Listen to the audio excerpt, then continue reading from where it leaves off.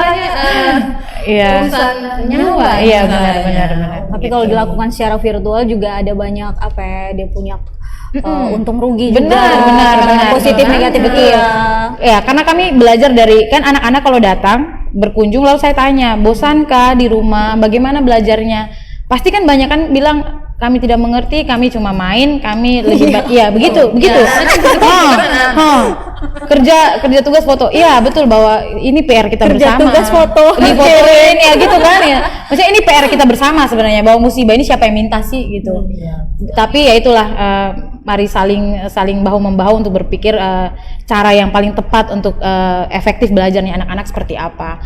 Karena itu tadi, mereka belajar saja sudah mengalami kesulitan secara daring, bagaimana kita yang komunitas lain untuk memaksakan lagi untuk bikin daring gitu. Jadi pelan-pelan sajalah.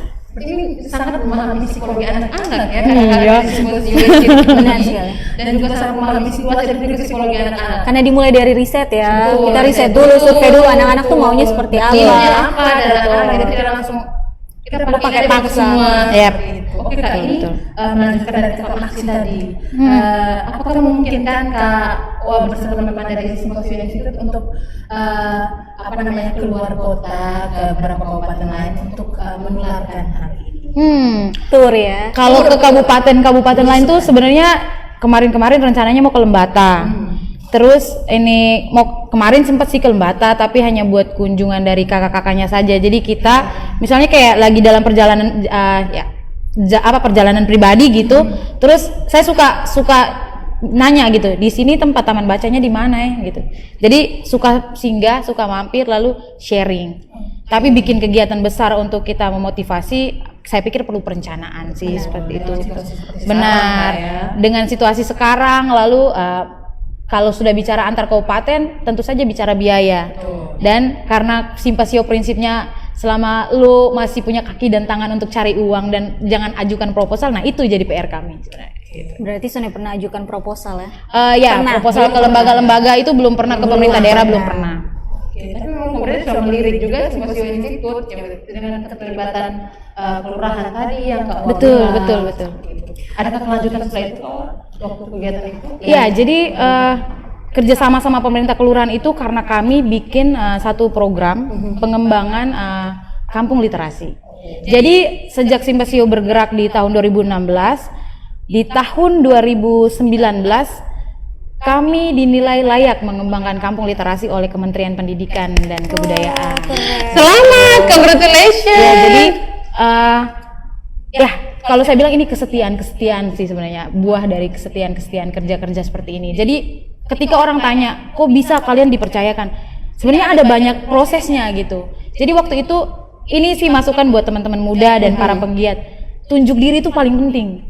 Gitu menurut saya. Kalau kita kerja sosial, kalau kita mau buat gerakan, lo harus eksis gitu, lo harus manfaatin media sosial. Betul. Gitu. Seperti Ketum sekarang, Ketum harus eksis. Iya, harus eksis. Tapi baru kita juga akhirnya bertemu ya. Kita harus jadi terkenal. Iya. Jadi karena ya ini saya boleh sharing gitu. Jadi waktu itu di tahun 2018 ketika kami dapat informasi bahwa kementerian membuka magang residensi penggiat literasi dan saya mendaftar waktu itu. Sebelumnya adik kami Oni Tukan si pendongeng dari Simpasio ini dia mendaftar sebagai pendongeng di tingkat nasional dan dia lolos waktu itu. Dan dia mulai juga menemukan kepercayaan diri dan juga tanggung jawab yang makin besar. Nah, jadi kalau dibilang Oni ini kayak udah punya sertifikat pendongeng gitulah gitu. Ya, nah, setelah Oni lolos itu, lalu tahun berikutnya saya coba untuk mengajukan magang dan memang lolos di magang itu waktu itu di Goa, Sulawesi, ketemu dengan para penggiat literasi seluruh Indonesia. Di situ tuh saya merasa bahwa saya tidak sendiri. Jadi ketika kuliah, pulang, sudah kerja di Jakarta terus pulang, memilih jalan seperti ini tuh cibiran tuh pasti ada, ketemu banyak hal dan itu melemahkan sebenarnya, itu manusiawi lah gitu, itu lemah gitu. Tapi ketika saya ikut residensi ini, magang ini dan ketemu orang-orang yang sama, saya bilang saya tidak sendiri. Banyak orang yang punya visi yang sama. Banyak orang yang juga bekerja dengan hati gitu. Jadi akhirnya itu memacu saya dan teman-teman ketika kembali dari residensi kami bikin banyak kegiatan, kami memulai dari apa yang kami punya dan ternyata itu dipantau oleh kementerian. Karena kami sudah 2 kali mengikuti kegiatan kementerian, jadi sudah terdaftar sebagai mitra begitu. Jadi dipantau oleh kementerian dan dinilai layak untuk pengembangan. Tahun itu kami di NTT itu yang dapat dari Simpasio Institute dan ada taman baca di ND.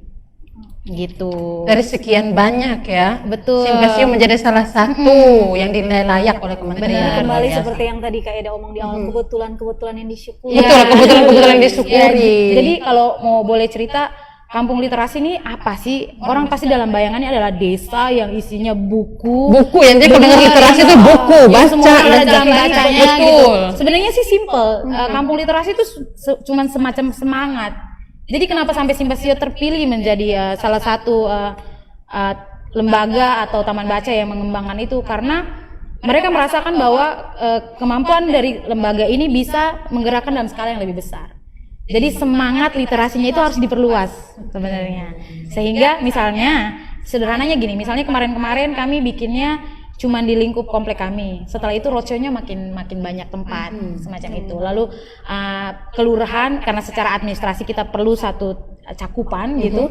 Jadi akhirnya kami bekerja sama dengan Kelurahan Sarotari Tengah, tempat kami berkegiatan, lokasi Simpasio sendiri, dan kelurahan menyambut baik. Jadi ketika orang bilang bahwa bantuan datang dari pemerintah itu bentuk uang, itu salah. Tidak melulu soal uang bantuan. Mereka memberi keluasan, mereka izin, keluasan. Ya, Bahkan misalnya gini, ibu, bapak, kami ini perlu itu, gitu. Pinjam ini, pinjam itu. Mereka kasih itu bentuk dukungan, gitu.